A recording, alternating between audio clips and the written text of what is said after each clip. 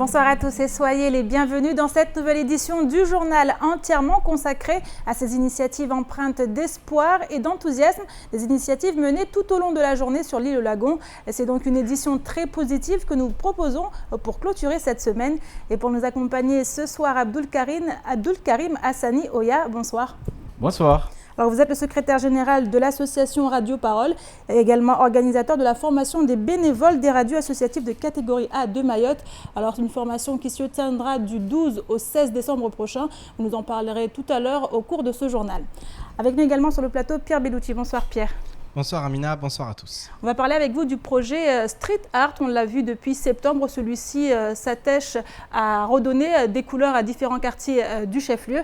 La troisième étape, la dernière étape a eu lieu aujourd'hui, ce matin. Et le moins que l'on puisse dire, c'est que la population a été ravie d'y participer. On en parle avec vous à la fin de ce journal. Mais d'abord, voici les titres de ce vendredi 9 décembre. Aujourd'hui, c'est la journée nationale de la laïcité et à l'occasion de celle-ci, le collège Nelson Mandela de Doujani a organisé une matinée dédiée à ce principe fondamental. Chansons, poèmes, sketchs, affiches et arbres de la laïcité, ce matin, les collégiens ont mis le vivre ensemble en valeur à travers différents médiums. Nous avons choisi de donner la parole aux élèves qui nous expliqueront ce que représente à leurs yeux la laïcité. Depuis septembre dernier, le projet Street Art Mayotte, porté par Hip Hop Evolution, suit son cours. Les street artistes, avec l'aide de la population, continuent à mettre en couleur différents quartiers de Mayotte, permettant d'améliorer le cadre de vie de la population tout en rassemblant autour de l'art. Le projet vient d'entrer dans sa dernière phase. Reportage sur ses œuvres collaboratives au cours de cette édition. Jeux olympiques solidaires, initiation aux gestes de premier secours, groupe de parole, parcours fauteuil roulant, les animations de la semaine de la solidarité du collège de Passamenti auront été riches. Aujourd'hui, celle-ci a été clôturée par plusieurs concerts afin de rappeler à chacun que la musique reste l'un des meilleurs outils pour fédérer. Et pour débuter cette édition, nous allons parler de laïcité. En plus d'être au fondement du système éducatif français depuis la fin du 19e siècle, celui-ci invite les élèves à vivre ensemble dans l'espace scolaire, dans le respect des valeurs de la République. À ce titre, depuis 2011, le 9 décembre a été proclamé Journée nationale de la laïcité. Et à l'occasion de la deuxième Journée nationale de la laïcité à Mayotte, le collège Nelson Mandela de Doujani a inauguré ce matin son arbre de la laïcité. Le reportage d'Adèle Laurent.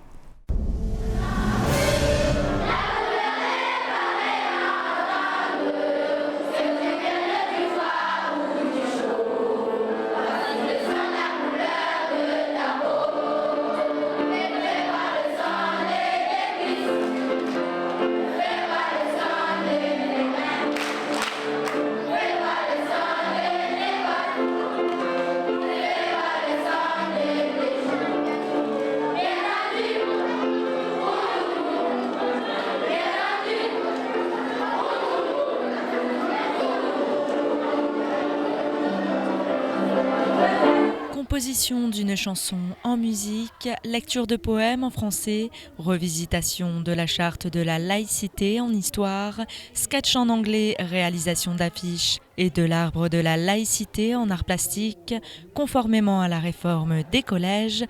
Les enseignants de l'établissement Nelson Mandela ont travaillé en interdisciplinarité avec leurs élèves pour cette journée de la laïcité. Mais quel est donc ce principe ? La laïcité, c'est une loi de 1905. Elle permet de vivre ensemble et d'être libre à faire ce qu'on veut. La laïcité, c'est une loi qu'il y a des droits et des devoirs. C'est la liberté, la fraternité et l'égalité. En effet, les valeurs de la République, dont la laïcité, doivent être au centre du système éducatif français. Mais cette notion est parfois mal comprise.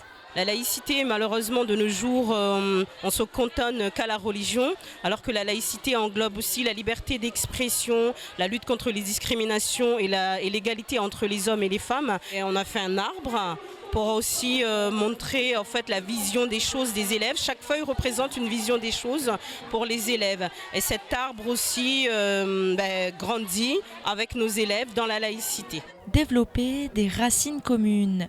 Les élèves du collège Nelson Mandela nous font part de leur vision de la laïcité. La laïcité, c'est un principe de la République française dont il est appliqué à Mayotte, c'est la tolérance. La laïcité, c'est important parce qu'il faut respecter tout le monde. C'est nous qui devons le faire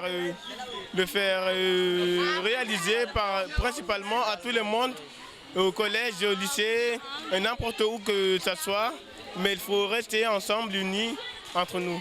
On n'est pas tous de la même famille, mais on est tous égaux. Ici à l'école, la laïcité s'applique beaucoup à l'école pour ne pas avoir des moqueries sur la religion en fait. Je pense que ça s'applique aussi au dehors de l'établissement aussi.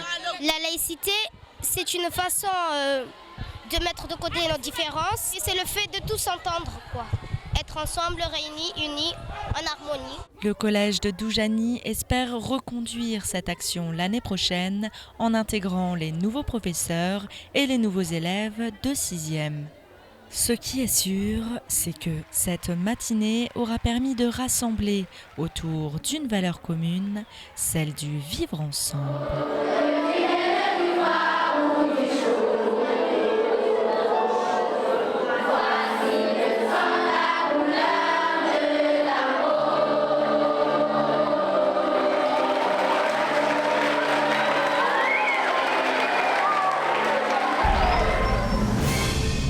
Et depuis le début de la semaine, la solidarité est le maître mot au collège de Passamainti.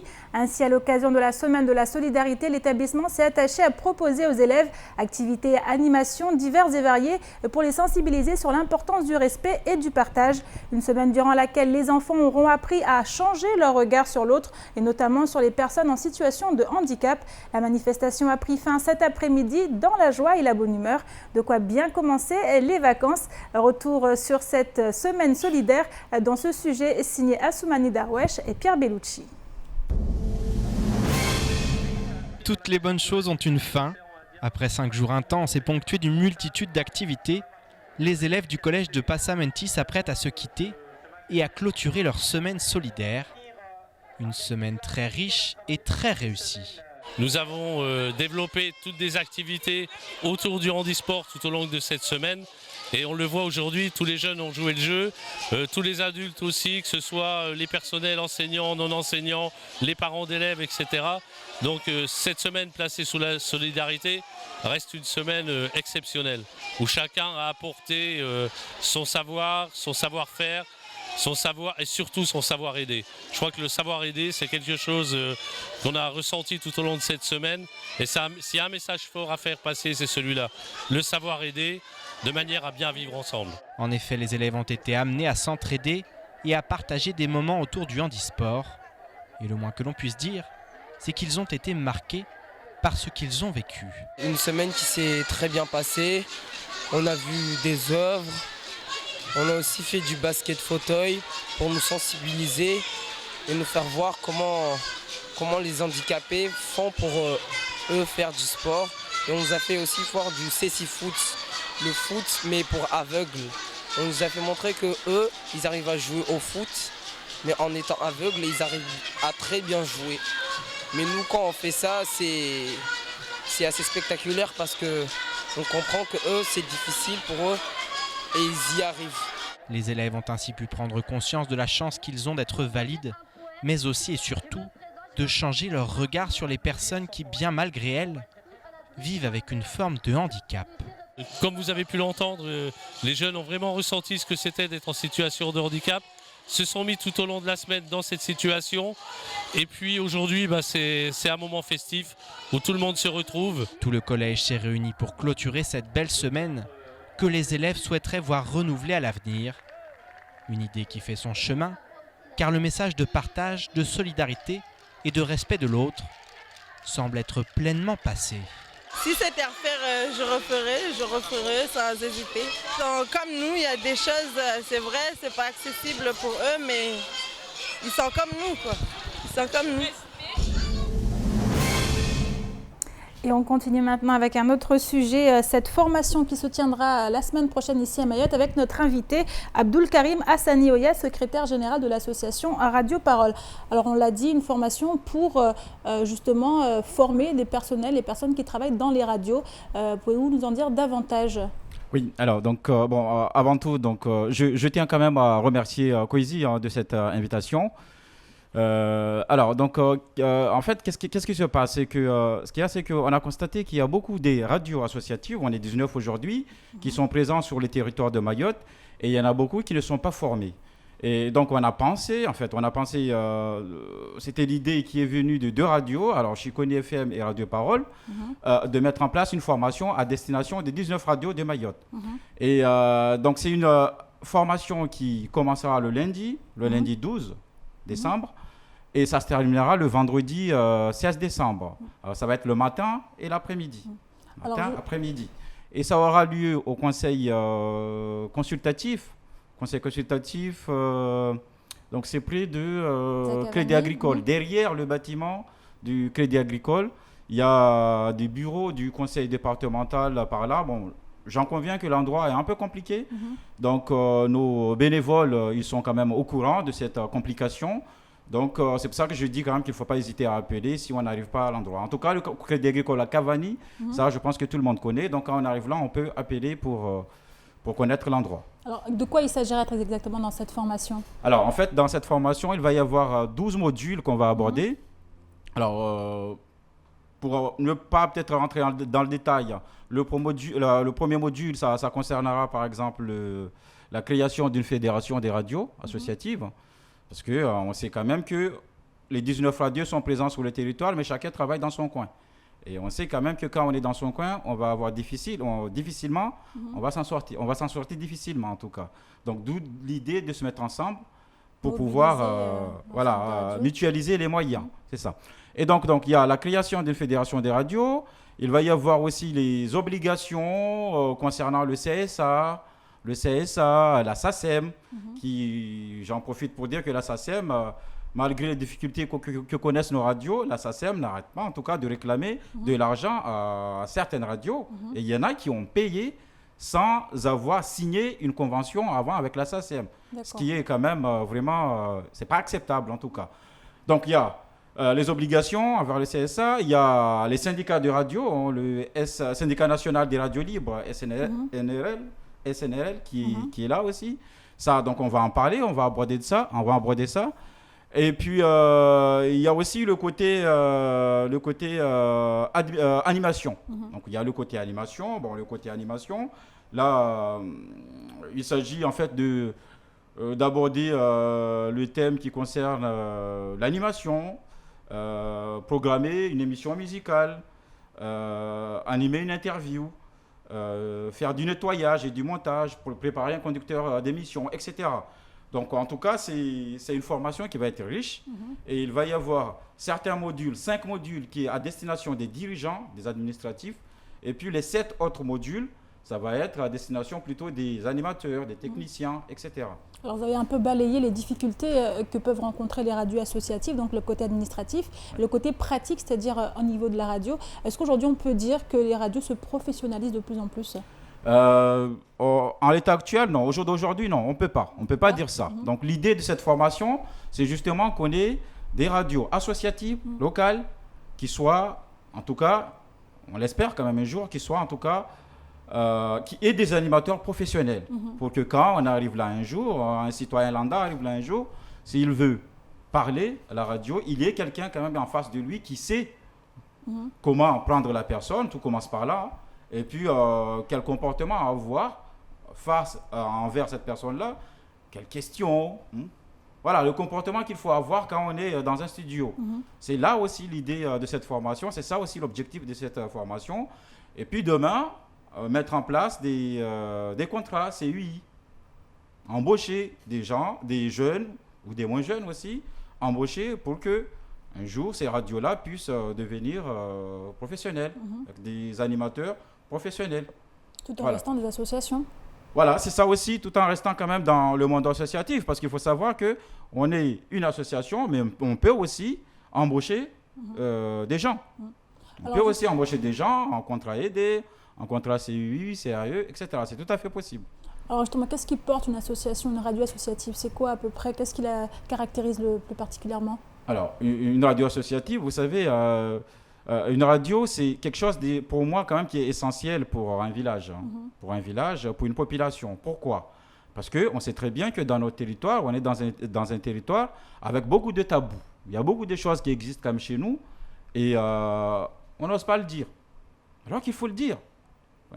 Et donc, un des objectifs quand même des radios de proximité, on les appelle comme ça, associatives de proximité, c'est pour libérer la parole, démocratiser la parole, faire en sorte à ce que quand on a quelque chose à dire, bien entendu, on reste dans la règle. On sait très bien qu'il y a une déontologie qui est mise en place, on est dans le milieu les uns les autres, donc on sait quand même qu'il y a des règles, il y a des limites à un certain nombre de choses, mais il faut quand même que les gens puissent parler, s'exprimer, dire ce qu'ils ont envie de dire. Alors, voilà, c'est ça. Quel type de sujet, par exemple, qui est tabou et a pu justement être discuté dans le cadre des radios associatives? Par exemple, je vous dis, par exemple, il peut y avoir quand même des histoires quand même qui se passent quand même dans un village. Une histoire, par exemple, des religions, par exemple. Ça, c'est un exemple. Notre religion. Et il y a beaucoup de choses. La religion musulmane, je vais dire. Il y a beaucoup de choses quand même de tabou dedans. Et il y a beaucoup de choses où les gens ne connaissent pas dedans. Donc ça peut être un sujet qui peut être abordé et qu'on peut éviter les fondis. Ils viennent là pour essayer quand même d'aborder ça, pour dire quand même ce qu'il y a vraiment dans cette religion, ce qu'il faut vraiment faire, comment pratiquer cette religion. Vous voyez. Donc ça, c'est un exemple, mais il y a des tas de sujets où, et justement, qui sont tabous dans notre société. Dans la mesure où on a pointé justement le fait qu'elles ne sont pas toutes professionnelles, est-ce qu'il n'y a pas un risque justement de dérapage de temps en temps lorsqu'on aborde certains sujets?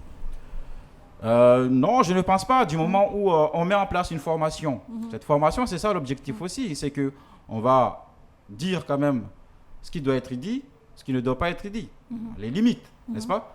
Alors quand je dis qu'on doit tout dire, c'est faire un raccourci.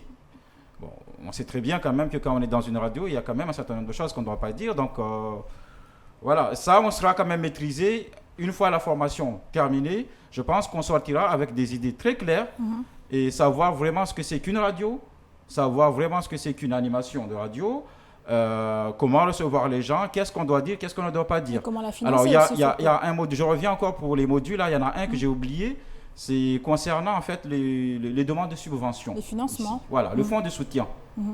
C'est-à-dire, c'est une subvention qui est allouée par le ministère de la Culture aux petites radios associatives. Alors ça, c'est quelque chose vraiment qui nous tient à cœur parce que, je vous dis, aujourd'hui, on est 19 radios sur notre territoire associatif. Ça ne se voit peut-être pas, mais on est 19. Et sur les 19 radios, il n'y en a que 2 qui en bénéficient. Il n'y en a que 2 qui en bénéficient. 2 sur 19. Alors qu'à côté, là, nos voisins rayonnés, ils sont à 2 tiers quand même des radios associatives qui en bénéficient. Donc, vous voyez, on est encore loin. On est à 10%, plus de 10% quand même des radios qui bénéficient cette subvention. Et donc, c'est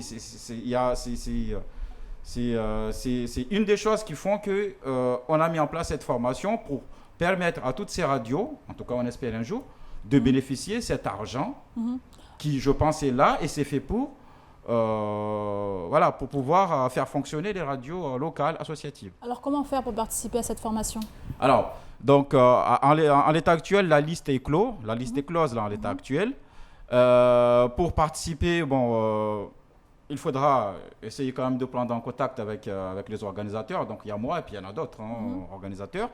Et puis, à partir de là, on voit ce qu'on peut faire. Alors, il y a des radios, il y a certaines radios qui n'ont pas pu s'inscrire, mais ils peuvent toujours quand même nous contacter, venir vers nous. On ne sait jamais, ça se pourrait quand même à la fin qu'il y ait des désistements où il y a des gens quand même, des radios qui ne se présentent pas. À ce moment-là, on peut remplacer et puis ajouter ces radios-là. J'imagine que d'autres sessions sont prévues. C'est pas d'actualité pour l'instant. C'est pas d'actualité parce qu'il faut dire quand même que cette formation, il y a 2 radios, je pense qu'il y a 2 radios qui sont à l'origine de ça. Chicone FM, Radio Parole. Et c'était suite à une subvention qui a été allouée par la Jeunesse et Sport. Justement, c'est une action spécifique. C'était une subvention qui est allouée pour former des bénévoles. Et donc, à partir de là, on a pu, et ça, j'insiste là-dessus, c'est très important, au lieu de le faire bénéficier à notre radio, aux 2 radios, aux bénévoles des 2 radios associatives, on s'est dit, on va essayer quand même de le faire bénéficier à l'ensemble des radios associatives de Mayotte. Vous voyez, il y a une part de générosité dedans que j'espère, les autres radios, j'espère quand même qu'ils par la suite, ils sauront quand même qu'il y a une générosité, il y a une part de générosité dedans et qu'ils vont jouer le jeu. Alors justement, une interview qui reste toujours dans cette thématique de la solidarité. Merci beaucoup Abdoul Karim Hassani Oyar. Je rappelle que vous êtes le secrétaire général de l'association Radio Parole. Merci beaucoup. Et autre sujet qui font l'actualité de ce vendredi 9 décembre, un nouveau manutentionnaire au port de Longoni ou encore la grève des enseignants qui se poursuit pendant les vacances. Les précisions dans l'actualité en bref. En septembre 2015, une avocate collaboratrice du cabinet de Maître Sevin avait été passée à tabac par 3 individus. Depuis, le nom de Théophane Narayana est revenu à plusieurs reprises, en raison notamment du fait que Maître Sevin portait des dossiers sensibles et que l'un d'entre eux opposait son client Frédéric Dachery au patron de la carrière IBS de Kangani. 1 an et demi plus tard, l'homme d'affaires réunionnais a été placé en garde à vue 48 heures, de mardi à jeudi dans son île natale. Hier, aux alentours de 18h30, Guito a atterri à Mayotte pour y être cette fois entendu par la juge d'instruction du parquet de Mamoudzou. Ce matin, le procureur de la République Joël Garrigue s'est fendu d'un communiqué pour expliquer que le magistrat instructeur a estimé que les investigations avaient permis de réunir suffisamment d'indices graves et concordants pour justifier sa mise en examen du chef d'association de malfaiteurs. Le juge des libertés et de la détention a ainsi ordonné son placement en détention provisoire au centre pénitentiaire de Magicavo. Le quotidien France Mayotte Matin de ce jour publie une annonce légale concernant la constitution de la SAS Asiport. Il s'agit en réalité d'un 3e manutentionnaire qui va venir concurrencer la Smart et Manuport si toutefois l'entreprise reçoit l'agrément indispensable à la mise en place de ses activités. Le conseil départemental devra ainsi se prononcer sur le sujet, le délégataire et le conseil portuaire également, même si plusieurs questions se posent aujourd'hui. Le port de Longoni est-il en mesure d'ouvrir ses quais à une telle concurrence ? Son futur rôle de hub régional souhaité par la compagnie maritime CMA-CGM peut-il permettre à ces 3 sociétés de se développer ? L'une d'entre elles restera-t-elle sur le carreau ? Pour l'heure, difficile de se prononcer, même si les réponses semblent désormais entre les mains du département, qui sera amené à se prononcer sur le sujet très prochainement. Le mouvement de grève des enseignants du 1er degré continue et les actions de blocage d'écoles sont maintenues, même pendant les vacances scolaires. C'est en tout cas ce qu'affirme le syndicat SNUPP qui ajoute que les manifestations reprendront dès la rentrée du lundi 9 janvier 2017. Le syndicat des enseignants du 1er degré se plaint notamment qu'après 5 semaines de grève, malgré les blocages de plus de 130 écoles sur 180, les soutiens et les interventions de certains élus et partis politiques et les alertes de la FSU et du SNUPP au niveau national, les revendications des enseignants n'ont toujours pas évolué. Les réunions au ministère de la fonction publique se sont déroulées comme le SNUPP FSU Mayotte s'y attendait. Aucune avancée concernant la reprise en compte de l'AGS des anciens instituteurs de la CDM. En clair, dès le 9 janvier 2017, le dialogue va reprendre dans la rue, avec des syndicalistes toujours aussi déterminés. Et enfin, depuis septembre dernier, Street Art Sans Frontières et Stéréofunk se sont lancés dans un projet d'habillage urbain et poétique des quartiers de Kawili et Msapere, en passant par Cavani et Mgombani. Accueillis par l'association Hip Hop Evolution, les 3 artistes impliqués ont entamé ce matin la dernière étape du projet. Ainsi, jusqu'au 17 décembre prochain, ils vont continuer à raviver les différents quartiers du chef-lieu.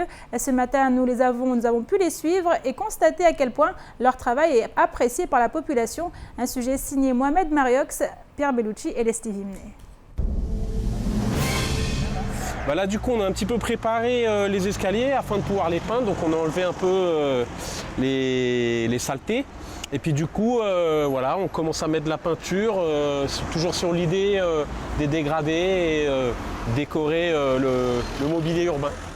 Ils sont de retour pour terminer ce qu'ils ont commencé. Les membres de Street Art Sans Frontières et Stéréofunk vont jusqu'au 17 décembre prochain continuer l'habillage urbain du chef-lieu, avec toujours le même leitmotiv, à savoir permettre à la population de s'approprier leur travail. Donc là, on est sur la 3e partie qui va clôturer l'année 2016. Cette partie va plutôt consister, on va dire, à créer une sorte de parcours artistique qu'on mettra sur plan, qui permettra à tout le monde de pouvoir voir où ont été faites les performances, les réalisations communes. Et ainsi, on va réussir pour la 3e partie à réaliser des zones qu'on n'a peut-être pas encore exploitées sur le parcours. Du coup, il y en aura certaines qui seront participatives. On essaiera de tout mettre sur Internet au maximum pour que le lendemain, la veille, pour que le lendemain, des gens, que tout le monde puisse y participer. En effet, il sera notamment possible de suivre le programme sur la page Facebook de Street Art Sans Frontières, car l'objectif reste de permettre à chacun d'aider à décorer le mobilier urbain à l'aide d'un simple pinceau et d'un pot de peinture, et sans même que les artistes n'aient à réclamer de l'aide. Nombreux sont ceux à s'investir pour redonner des couleurs aux différents quartiers du chef-lieu. Oui, je le trouve bien parce que c'est notre avenir. Si on ne sait pas faire quelque chose, on peut apprendre.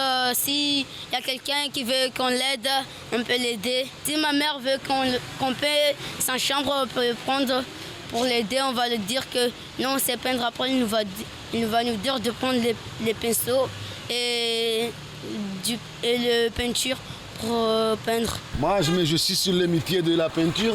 C'est mon métier que j'ai appris depuis plus de 20 ans et j'adore bien. Je vais faire aussi un truc très bien, quoi. Vous trouvez que c'est bien comme idée? C'est très bien pour m'aider. Moi, j'ai bien apprécié. Moi, ça fait longtemps que je cherche pour s'associer aussi aux gens qui font de la propriété. Parce que ça fait parmi de la propriété. Si certains adultes tiennent à mettre la main à la pâte, ce sont avant tout les enfants qui adhèrent pleinement au projet. En effet, nombreux sont ceux à s'arrêter et à prendre le pinceau pour apporter leur pierre à l'édifice. Alors, sans jeter la pierre à personne, nous, en tant qu'intervenants extérieurs, c'est ce qu'on se rend compte. Moi, j'entends beaucoup parler de délinquance à Mayotte, mais quand je rencontre justement les jeunes qui pourraient être issus de cette délinquance, moi, je me rends compte surtout qu'il y a un paquet de jeunes qui s'emmerdent en fait et qui n'ont rien d'autre à faire. Et comme nous, on a pu le faire avant, quand tu t'emmerdes et tu n'as rien d'autre à faire, tu vas faire des conneries. Alors que si on te donne quelque chose, et puis de la même façon, là, si on te montre que si on te valorise, ça donne envie d'aider son prochain en fait. C'est un truc, c'est super, c'est la logique en fait. Les 3 artistes ont en effet pu constater que les enfants et autres adolescents ont fait preuve de beaucoup de volonté et d'enthousiasme depuis le début de ce projet. Un projet qui pourrait en appeler d'autres dans les années à venir. Alors nous, pour notre projet Oussirier Street Art à Mayotte, on est sur notre dernier volet pour 2016 en partenariat avec Hip Hop Evolution. Maintenant, on espère pouvoir revenir en 2017, l'avenir nous le dira. Après, nous personnellement, on a d'autres projets sur d'autres pays. On va au Maroc en début 2017 et on a un projet à venir en Guinée et Bissau. Mais pour Mayotte, on verra. Nous, on est très motivés, on a très envie de revenir si c'est possible. Dans une semaine, Stéréofunk et Street Art Sans Frontières en auront terminé avec ce grand projet, même s'ils espèrent que la population du chef-lieu prendra le relais, afin que l'habillage urbain et poétique se poursuive bien après leur départ. Alors Pierre, on l'a vu, une édition axée sur la solidarité ce soir. Oui, solidarité, effectivement. Un petit mot sur le sujet d'ailleurs. On le sait, hier on en a parlé, Salim Naouda, le secrétaire départemental de la CGTMA, a été condamné. Le jugement en première instance a été confirmé par la Cour d'appel à 21 000 € d'amende pour diffamation dans, on le sait, le contentieux qui l'opposait à Idanel et à Daniel Zaïdani. Il avait accusé la présidente de FCG, directrice générale, d'avoir corrompu l'élu, le président du conseil général à l'époque, lors de l'attribution de la DSP. Il a été condamné pour ça. Il l'avait annoncé hier, il y aura un comité de soutien qui allait se mettre en place. C'est désormais chose faite. Aujourd'hui, il y a eu la première réunion. Ils vont effectivement parcourir les villages. Ils vont également déposer des urnes dans lesquelles les uns et les autres pourront donner de l'argent afin que sous 15 jours, ces 21 000 € soient réunis et qu'ils puissent être rendus, donnés en tout cas à la justice. Alors revenons à ces couleurs avec ce projet Street Art Mayotte. Oui, effectivement. Alors, on a suivi depuis le début, depuis le mois de septembre, ce projet. On l'a vu à quel point il égayait nos rues et les différents quartiers du chef-lieu. C'est un projet vraiment très intéressant qui a été financé aussi par les politiques publiques. Pourquoi ? Parce que c'est à la fois un projet pour l'habillage urbain, pour donner de la couleur, mais c'est aussi et surtout pour faire participer les uns et les autres. Et c'est ce qui nous a frappé aujourd'hui.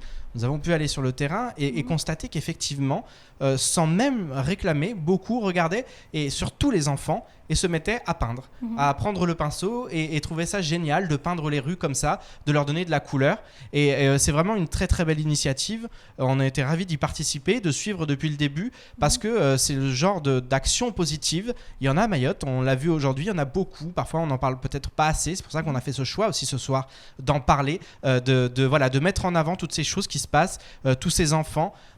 Pourquoi aussi, Amina ? Parce que, comme il l'est dit dans le reportage, souvent les enfants à Mayotte manquent d'activité. Et ce manque cruel d'activité les fait effectivement basculer vers la délinquance. Parce que lorsqu'on n'a rien à faire de ces journées, lorsqu'on s'ennuie, lorsque finalement on traîne en bande pour être avec des amis, on a vite fait d'être entraîné par certains qui convoitent aussi, parce qu'il faut savoir qu'à Mayotte il y a beaucoup de richesse et beaucoup de pauvreté, et cette confrontation entre les deux, elle donne envie. Et lorsqu'on n'a rien, comme beaucoup de ces enfants, qu'on commence à arriver dans l'adolescence, qu'on a envie d'avoir des vêtements de qualité, d'avoir de beaux appareils, de beaux téléphones portables, et forcément il y a cette espèce de cocktail Molotov à Mayotte qui fait que beaucoup de jeunes sombrent dans la délinquance. Et c'est terrible parce que vraiment à chaque fois qu'il y a une action, on le voit, les enfants, les adolescents sont extrêmement motivés. On l'a vu dans les différents reportages, les enfants qui parlaient extrêmement bien, comme dans le premier sujet sur la laïcité. Ils sont l'avenir de Mayotte et il faut vraiment leur faire une place à Mayotte. C'est vraiment indispensable si on veut que cette île, et on veut arrêter de parler sans cesse de la délinquance, il faut qu'ils aient leur place, il faut absolument qu'on leur trouve des activités, parce qu'ils sont demandeurs de ça, ils ne demandent que ça, ils demandent à être investis, ils demandent à être valorisés, comme c'est dit dans le sujet, ils demandent à exister en fait tout simplement. J'étais axée donc, on l'a dit, sur les choses positives qui font bouger Mayotte. Et c'est la fin de cette édition. Merci à vous de l'avoir suivi. Une édition rediffusée sur OM5, également disponible en replay sur notre site l'infoquesi.fr, sur YouTube et sur notre page Facebook. Et jour férié de Maolida oblige, la rédaction et moi-même vous donnons rendez-vous mardi, même heure, même chaîne. Excellente fin de semaine à vous sur KTV.